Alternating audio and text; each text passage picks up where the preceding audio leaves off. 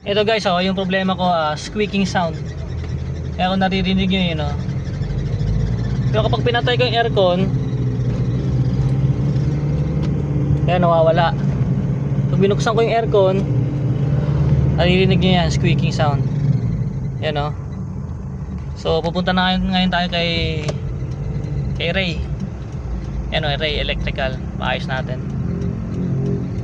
Ang lakas ng squeaking sound eh. Yan, oh, ingay. Lalo na sa labas, kapag sa labas siya napakaingay niyan. So paayos natin kay Ray. Dito tayo kay Ray's Electrical, dito sa Marcos Highway bandang tapat ng Star Palace yan. Hindi na kalalayo. Tapat ng Star Palace yan. Kasi sa kabila, pag diniretso nyo yan, MG Square, tapos sa kabila, ano na yan eh, yan o. Santa Lucia na yan.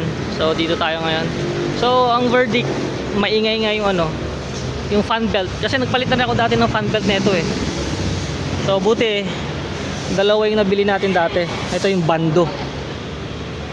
Yan o, bando. So yun yung extra na fan belt natin. So papalitan lang natin.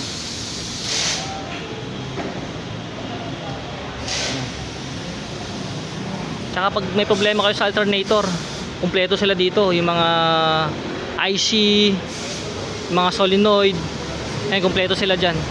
Yan o. Dito ako nagpagawa ng ano neto, yung sa alternator din, yung sa solenoid, yung extra nating ano alternator, yung IC, dito ko pinagawa yun eh. So kumpleto sila dito, parang Hyundai yung tatak, hindi man original pero meron silang spare. Grabe kasi napakaingay ng ano, kaninang ingay, yung pagdating pa lang ingay. So tingnan natin kung pudpud na yung fan belt o kailan lang yung fan belt na yun. Ito, palit na naman tayo. So tingnan natin kung pudpud na yun. Kasi hindi na umiikot ng maayos eh. So yung sobrang bili ko dati, ito yun. So tinabi ko lang. So mga gamit natin ngayon. So itabi nyo lang kasi kung ano yung problema ng sasakyan nyo, yun at yun ang magiging sakit nyan. So kung alam nyo na yung sakit, tabi nyo yung mga spare nyan. Sayang. Lagi nyo dala-dala dapat. Kasi kabisado nyo yung sasakyan nyo eh, kung ano yung mga naging sakit nyan eh. Kailangan na extension kasi medyo mataas eh. Yan o, buti nga mataas dito sa part na to. Pero kailangan pa rin. Inihigpitan ko rin yan dyan. Ayun o. Eh kasi baka, minsan kasi nadadala lang sa higpit eh. Pero ano, sagad na eh. Pudpud na talaga? Ibig sabihin, hindi naman pudpud. Sagad na yung fan belt na adjustment pa. Oo nga, sagad na nga yun. Hindi siya ganun kahigpit. So anong solusyon dyan? Ito, tama to, fan belt palitan. Palitan lang. Para yung... Ito ba yung original na size niya? Oo, alam ko yun eh. I-check na lang natin. Kasi dalawa yung nabili ko dati yun, sobra. Kaya tinabi ko lang. Ito, sagad na eh. Ang ingay na eh. Yan din ang problema niyan dati. Naiiwan. Oo, naiiwan nga.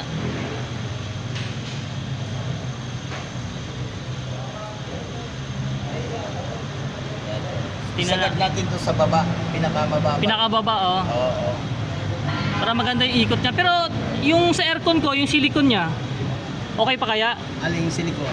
Yung dito sa fan, ano? Class fan. Clash fan, okay pa? Ayan, okay pa. Makunat pa naman. Makunat pa naman, oh. Makunat pa yan.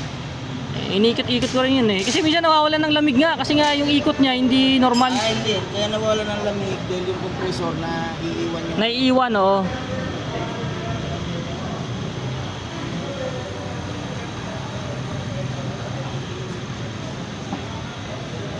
Sagad natin sa baba.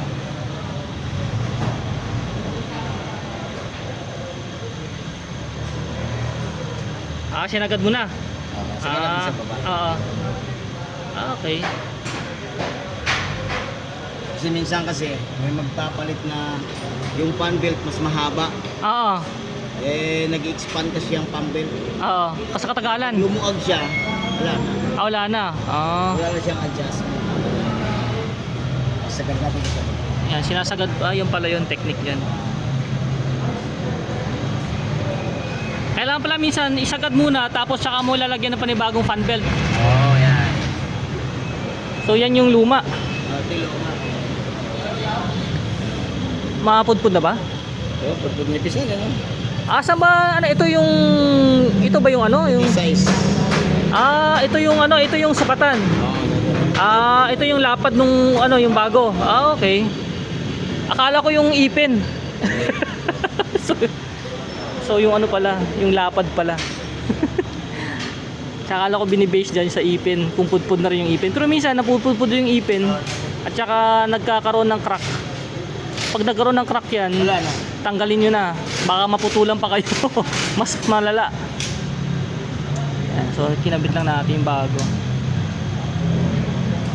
Ang ingay eh. Pero okay Pero naman. matagal na rin itong pambelt ko, sir. Oh, medyo matagal na yan. Okay. Pero yun eh Kasi kasi hindi siya yung ano eh, dapat yung masumunod na iksi pa rito eh. may sumunod pang iksi. Oo. Kasi medyo may malaki pa yung allowance eh. Dapat kasyang-kasya lang. Yan ba mahaba? Oh, medyo mahaba pero may adjustment pa naman. Pero pwedeng Yung gamitin nga yan. lang, Hindi siya ganun. Halimbawa, mga dalawang adjust lang to. Palit ka na. Ay ganun. Oh, yan oh. Pero anong meron kayo dyan? Eh kung meron kayo, yun na lang siguro. Hindi na sayang naman, hindi mo na magagamit. Oo nga, kaya nga. Matagal pa rin naman to. Matagal pa rin naman. Kinabit natin to, tatagal din. Oo. Ayun oh. So adjust na lang natin. Adjust na lang. Oo. Ang kukunin mo rito sa susunod, yung mas maiksi. Mas maiksi. Ah, kasi ito yung clearance siya, no? Tinan mo. Laki, di ba? Ayun, oh. Oo. Dapat to kapirasong ano lang siya, yung pasok siya kaagad. Oo. Ito. Oo. Eh di, dito na lang ako magpapagawa sunod. Okay. Para ano. Tatagal pa rin naman. Oo, tatagal. Sayang naman kasi hindi nagagamit eh. Oo, yun. Naka-stock lang.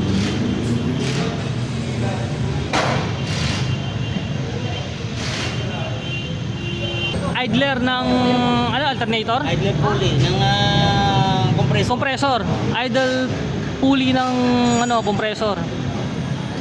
So yan yung problema natin, yung belt niya. Ano manipis na. Yung lapad niya nabawasan na. Pero yung kinabit na to, okay naman ba to? Okay din. Okay din naman yan. Kasi kung hindi okay yan, hindi na tayo magpapakabit.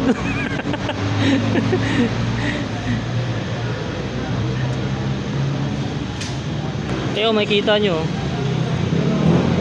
ang nipis na. Yung lapad niya, wala na. Nakita nyo yun, oh. Wala na talaga. Palitin na. So yan lang naman yung issue dyan. So yan, install na natin. Testing na lang natin yan. So tabingi pa, so yan tabingi. So adjust pa natin yan. Para maganda yung ikot niya. Nakita nyo yun, nag-a-adjust oh.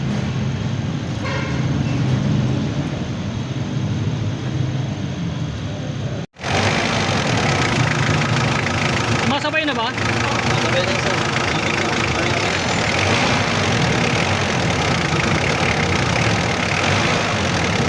Binuksan ko yung aircon eh, para ano.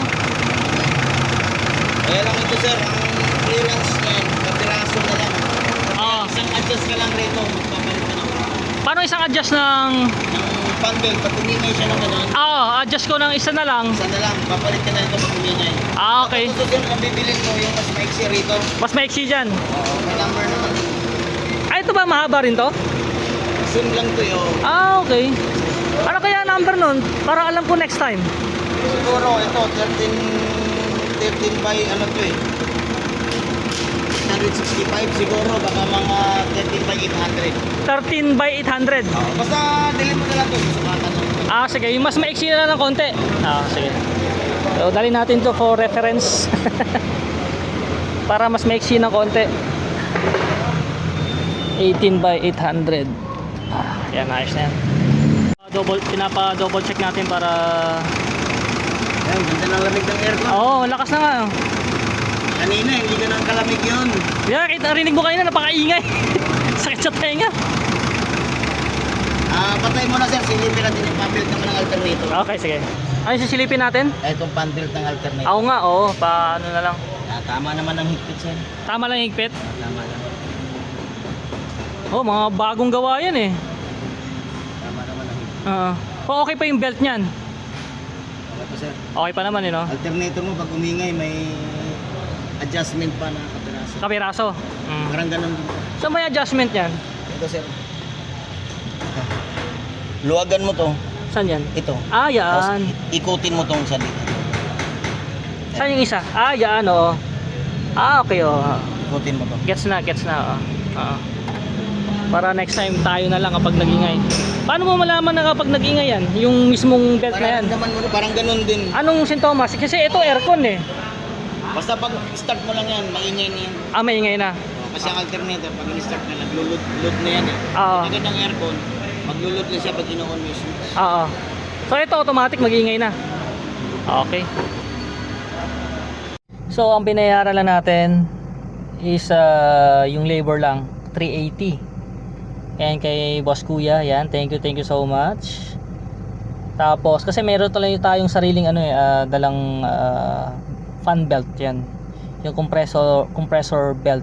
So kaya binayaran lang natin is 380 labor lang. Tapos yan pang merenda ni Kuya, yun. 'Di ba?